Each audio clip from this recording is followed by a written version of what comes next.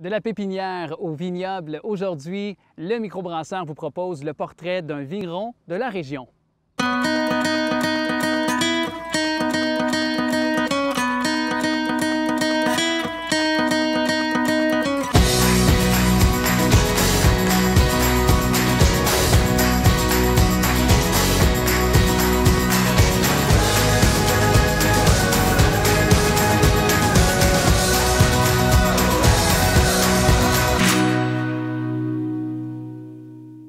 Avec M. Daniel Harrison, qui est bien sûr propriétaire du domaine Clos de Lille, également aussi des Hémérocalles ici de Lille. Monsieur Harrison, merci de nous accueillir. Ça me fait plaisir. Comment est né ici, donc, le domaine du Clos de Lille? Comment on en est venu à fabriquer du vin? Oui, c'est une aventure qui est assez longue. Hein. Ça a commencé par la découverte des Hémérocalles. Les fleurs, donc? Ça, on se reporte il y a 28 ans, 29 ans. Je découvre un jardin d'Hémérocalles, un producteur québécois. Et puis Jacques Doré, un des collègues, me fait visiter le jardin et puis me fait découvrir les hybrides qu'il avait fait. Il créait de nouveaux cultivars d'Hémérocalles. Puis il me remet une revue de l'American Hémérocallis Society. Ça fait que moi, je découvrais l'Hémérocalles, je ne savais même pas que ça existait. Donc, coup de foudre. J'ai trouvé ça tellement beau. La fin de semaine, on appelle la présidente de l'association américaine. La fin de semaine suivante, j'étais chez elle à Boston dans un jardin somptueux. C'était à faire rêver. Et puis, elle m'a présenté des hybrideurs du Connecticut, Massachusetts. Fait que pendant 3 fins de semaine de suite, on était chez ces hybrideurs-là pour aller découvrir leurs cultivars et ramener des cultivars ici au Québec. Pour les planter. Ça fait que l'aventure a commencé comme ça, elle a commencé très forte. Ah oui, j'ai été envoûté par la découverte des Hémérocalles, vraiment là. Et ce désir de faire donc un vignoble arrive un petit peu plus tard? Oui, 10 ans plus tard. C'est qu'on construit la résidence ici sur les terres que j'avais acquises plusieurs années avant. Et puis, en construisant, on se disait, bien, ce serait intéressant qu'on n'ait pas de voisins du côté ouest. Fait que c'est juste un désir de voisinage? Il y avait 2 lots qui étaient libres, qui servaient absolument à rien. Ça fait qu'on s'informe qui appartenaient les lots, ils appartenaient à la municipalité. Et puis, ça fait que là, mes premières démarches, ça a été non, on a refusé de vendre à bien des contracteurs, à bien des gens, parce que c'est zoné blanc, puis il aurait pu avoir un quartier résidentiel de développer sur cette terre-là. Donc, OK, je suis blanc pour la première fois. Après ça, je visite un ami à West Palm Beach qui me montre sur l'écran ce qu'il est en train de construire à Matane. Moi, je viens de Matane. OK. Puis, je connais, je faisais la pêche au saumon, donc Matane, il fait froid. Ouais. Puis là, il me dit, je suis en train de me construire un vignoble à Matane. Donc, moi, je reviens avec cette idée-là, j'en parle à ma conjointe, et puis elle est enchantée du projet, de l'idée de faire un vignoble. Au moins planter de la vigne puis cultiver du raisin. Et donc, on monte un projet, on le présente à la municipalité pour l'implantation d'un vignoble, puis le conseil municipal a accepté à l'unanimité de nous céder les lots, parce qu'il disait, bien, déjà, la pépinière, ça faisait venir 5-6 000 personnes par année. Ça fait que là, avec le vignoble, bien, c'était sûr que la population se déplacerait. Un attrait touristique pour la ville de Bécancour. C'est majeur comme attrait, là. Ça fait que ils ont pris une bonne décision. Bien, je pense que oui, avoir la longévité, le succès de vos produits. Puis moi, j'ai le goût de vous demander parce que il y a ce désir-là, oui, d'y aller, puis vous nous avez expliqué d'aller dans le vin, puis bon, votre passion de la terre, parce que autant pour la pépinière que pour le vignoble, il y a cette passion-là. Ça vient d'où, ça, cette passion-là pour la terre? Je pense qu'on est grondé à quelque chose. Hein. Moi, j'ai des garçons, puis il y en a qui ne sont pas du tout grondés à la terre. Et puis, ma grand-mère faisait des grands jardins. Puis avec ma mère, on allait l'aider. Il y avait un potager, il y avait beaucoup de fleurs. Et elle a gagné plusieurs fois le premier prix pour les plus beaux jardins de l'Est du Québec.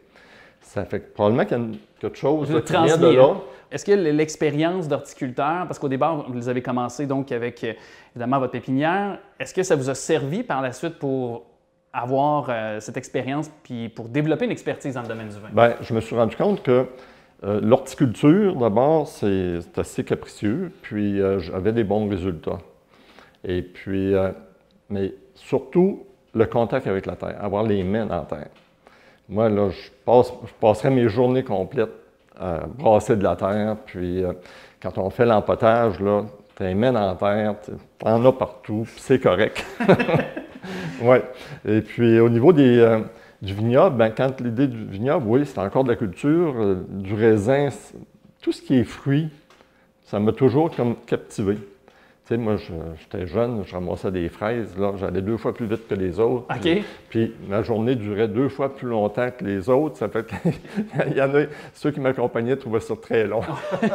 Vous aviez la patience. Ah oui, oui, la patience. J'aime ce que la nature nous donne, là. Ça, je trouve ça généreux, puis j'aime être en contact avec ça. Puis en corrélation, il faut avoir de la patience pour planter des vignes. On sait que ça prend du temps avant d'avoir un résultat. Oui, dans le fond, il y a 10 grandes opérations durant l'année qu'on fait pour la viticulture. Et ça commence au mois de mai, dès le printemps? On commence au mois d'avril. Vers le 15 avril, on commence la taille de la vigne. Ça fait qu'on s'assoit devant chaque plant, puis bon, on fait ce qu'il faut pour avoir le moins de végétaux possible, puis que les végétaux qu'on va garder nous donnent des bons produits. Ça fait que ça, il y a quand même un art là, à respecter au niveau de la taille de la vigne.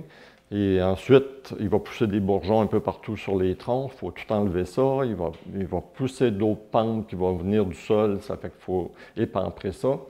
Et puis, ça fait que ça, c'est 2 grosses opérations qui se font le mois d'avril, le mois de mai. Ensuite, on va devoir faire le relevage. Aussitôt que la vigne commence à pousser, bien, il faut la passer dans un fil. Puis, on passe 3 fois durant l'été pour relever la vigne.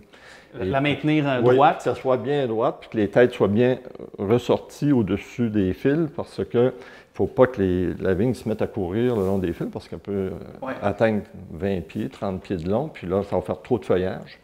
Ça fait que c'est ça, on fait le relevage 3 fois, ensuite l'estimage, on coupe les têtes, on coupe les côtés comme si c'était une haie. Beaucoup d'ouvrage quand même. Et puis après ça, bien, à la veille que la véraison, bien, on va tout faire les feuillages, pour laisser respirer la vigne, pour pas que des champignons se développent sur la grappe de raisin. Ça fait qu'on fait les feuillages en grandeur. Ensuite, c'est la couverture avec des filets pour pas que les oiseaux viennent luncher chez nous. C'est ça. Et ils sont nombreux. Hein, quand ils arrivent, eux autres, c'est des voliers. Des rongeurs, as-tu des ratons laveurs? Il y a des ratons laveurs, il y a des moufettes. Ça fait que là, il faut se protéger, il faut les piéger, les éloigner. Et puis, oui, il faut se défendre contre la nature aussi.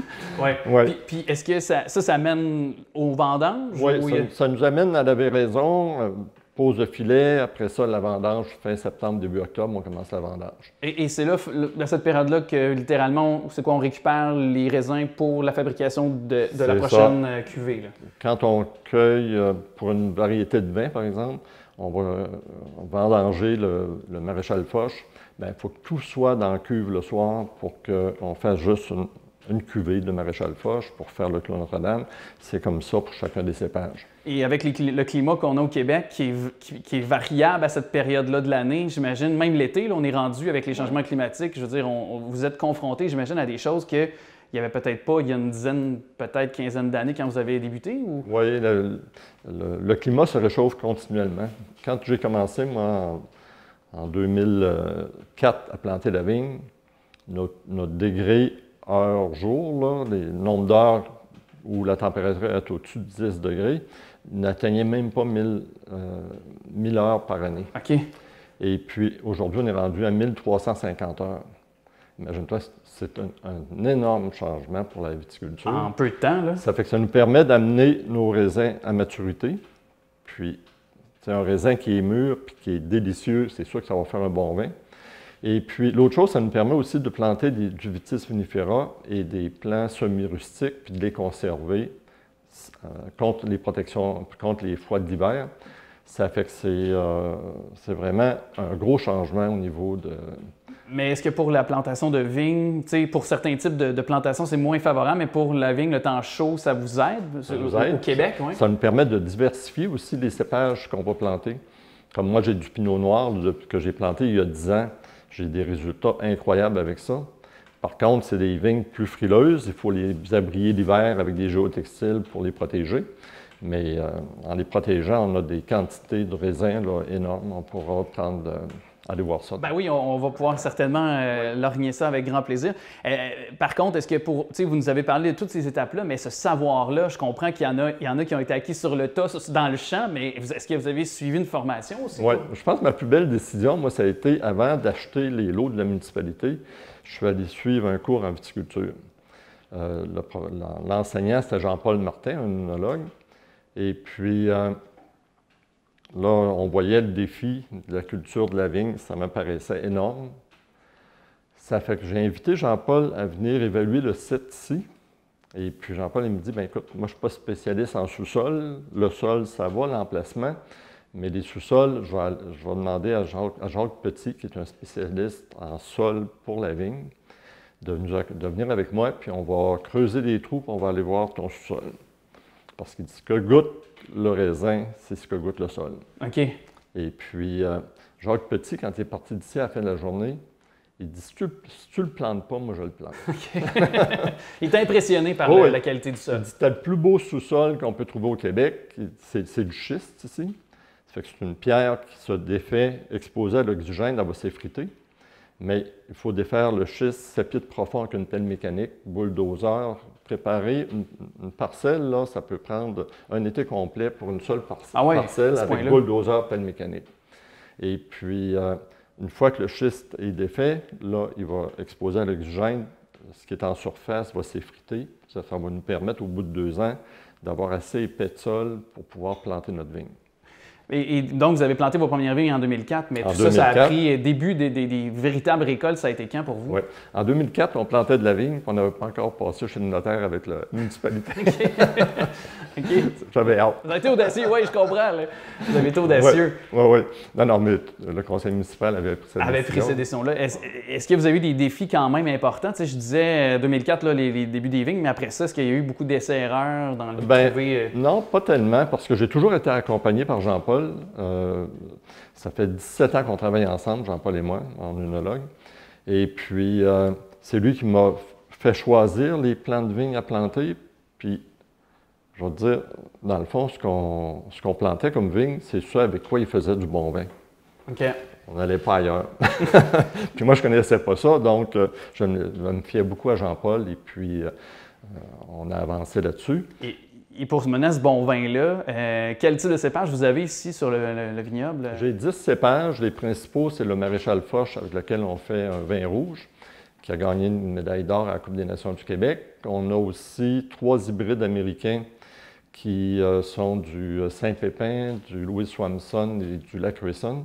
Et puis avec ces vins-là, on a aussi fait le Fine Fleur avec lequel on a gagné une médaille d'or. En plus. Et puis, autre vigne, c'est le Pinot Noir. Le Pinot Noir, on a un vin extraordinaire. Et puis, le Pinot Noir, il aime pousser dans le schiste. C'est comme s'il aime ce sol-là. Il produit beaucoup de raisins, puis on arrive à amener le raisin à maturité. Ça y prend une protection l'hiver, mais c'est quand même négligeable à comparer avec le résultat. Vous avez dit que vous avez gagné plusieurs prix. On peut le voir d'ailleurs sur vos murs ici en entrant dans la boutique de dégustation. Qu'est-ce qui différencie justement vos vins pour gagner ces prix-là, se distinguer? Moi, je crois que c'est le sol. Le choix des cépages, puis je peux planter ici du Vitis unifera et du semi-rustique, ce qui n'est pas possible, très peu possible au Québec, tandis qu'ici, la protection que l'on a du lac Saint-Pierre, du fleuve, du lac Saint-Paul, on est entouré d'eau, ça permet d'avoir un climat qui est plus tempéré. Et puis, lorsqu'il y a des gels de printemps, moi, je n'ai jamais perdu un bourgeon. Je n'ai jamais un plant qui a gelé l'hiver. C'est grâce aux vents qui nous proviennent du lac Saint-Pierre. Ces vents-là, c'est connu ici, les agriculteurs qui produisaient des légumes, qui vendaient au marché à Trois-Rivières, disaient on a 2 semaines d'avance sur Trois-Rivières parce que les vents du lac Saint-Pierre nous procurent un climat plus tempéré, puis ça nous permet d'avoir plus rapidement le résultat de nos fruits. Donc, on a parlé de ce qui se passait dans le champ. Les vendanges ont eu lieu. On arrive ici, donc on est rendu à l'étape de processus de fabrication. Comment ça se passe ici? Bon, on va rentrer ici une agrappeuse fouleuse. Ça fait que le raisin passe dans les grappeuses fouleuses pour être détaché de la râpe. Et puis, ces raisins-là sont aussi brisés pour rentrer dans la cuve. Ça fait que là, les grappeuses fouleuses vont pomper le raisin ici dans cette cuve-là. Et puis, si on fait un vin rouge, bien, à ce moment-là, il n'y a pas de presse avant la vinification. Tandis que si on fait un vin blanc, exemple, là, à ce moment-là, il est pressé immédiatement et c'est juste le jus de raisin qui est envoyé dans la cuve. OK, donc un processus différent. Oui.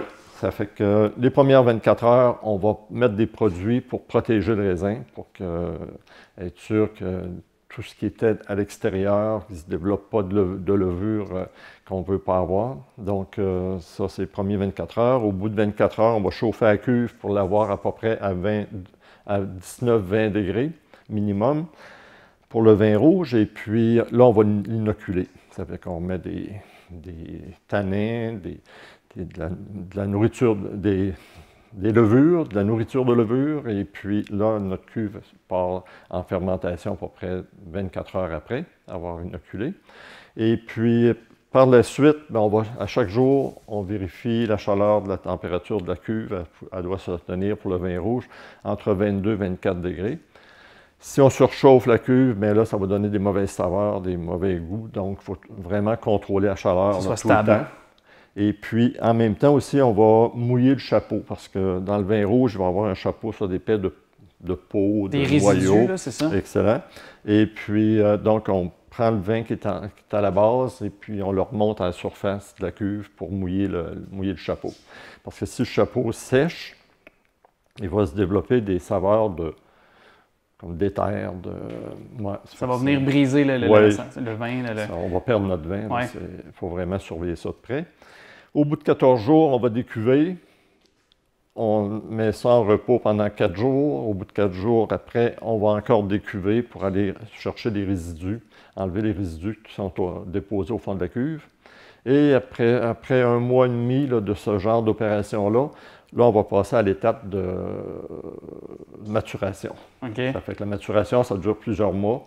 Vous ne touchez pas au vin dans ce temps-là? Bien, on fait encore des décuvages, mais on va les faire peut-être au bout de 3 mois, au bout de encore 3-4 mois après. On décuve pour toujours clarifier le vin.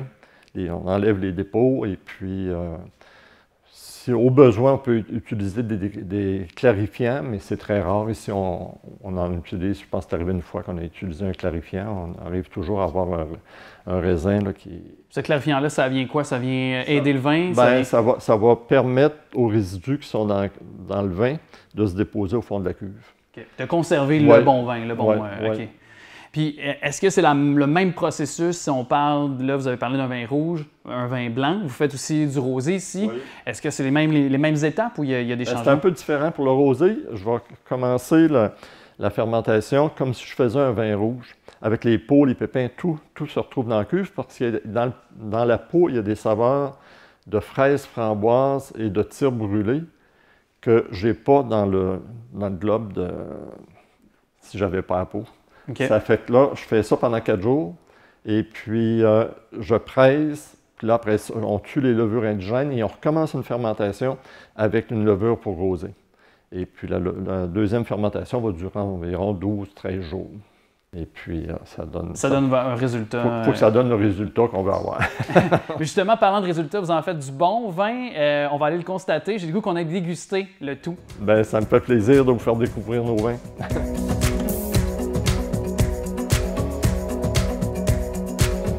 M. Harrison, on est sur votre domaine. On le voit, c'est beau. Il fait bon de s'y retrouver ici.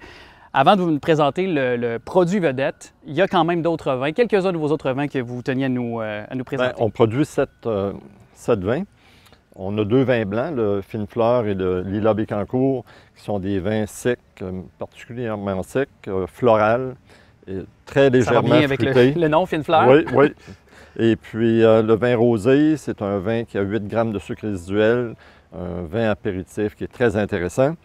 On produit 3 rouges, l'Île, Clos Notre-Dame et le Pinot Noir. Moi, je suis particulièrement fier de ce vin ici. On a 2 vins qui ont gagné des médailles d'or, le Fine Fleur et le Clos Notre-Dame. D'autres ont gagné des médailles d'argent, grande distinction. Ça fait que c'est tous des vins qui ont été médaillés, sauf le Pinot Noir qu'on présente pour la première fois au concours de la Coupe des Nations cette année.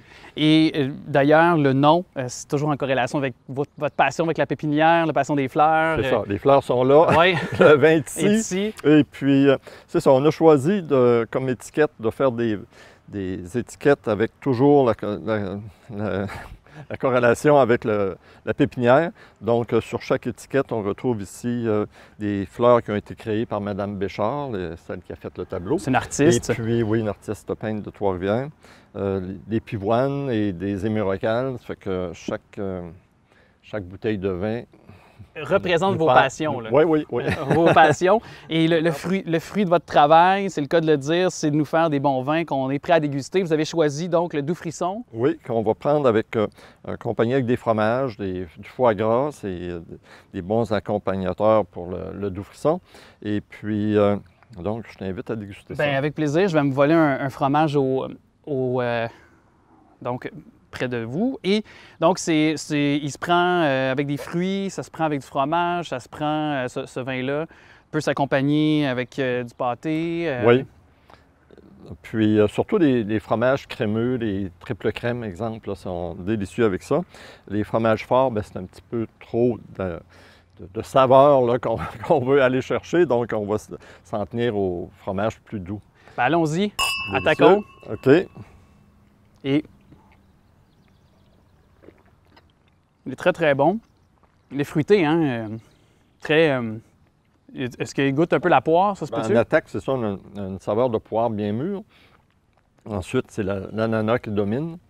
Et puis, ça va s'adoucir un petit peu sur les litchis avant de passer à une finale qui est mielleuse, qui goûte légèrement la noix de Grenoble grillée. Ça fait que c'est plein de bonnes saveurs qui se succèdent comme ça en bouche. Je confirme. Et est-ce que, parce que là, on voit le site, je l'évoquais du début de la dégustation, mais est-ce que vous avez des groupes ici que vous recevez? Là? On reçoit des groupes jusqu'à 52 personnes. Bien, 56 là, quand c'est un autobus. Là. On va dans le vignoble, je donne une visite d'interprétation sur la culture de la vigne et sur la vinification. Et puis, les gens sont invités par la suite à passer au chai, à la salle de dégustation pour déguster 6 de nos vins. Et puis, les gens achètent sur place. On peut déguster donc les produits. Aussi, pour vous, vos prochains futurs projets, est-ce que c'est toujours en croissance pour vous? Ah bien, il y en a. Oui. Oui. J'ai un espace que je n'ai pas occupé encore. Et puis, ça représente 4 heures et demie que j'ai fait transporter 1400 voyages de schiste pour rehausser le terrain.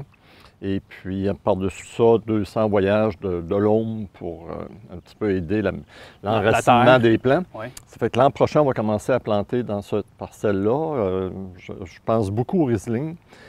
C'est sûr du Pinot Noir. On va répéter le Pinot Noir dans cette parcelle-là. Il y a ici, en bas aussi, il nous reste encore de l'espace pour 2000 plants de vigne.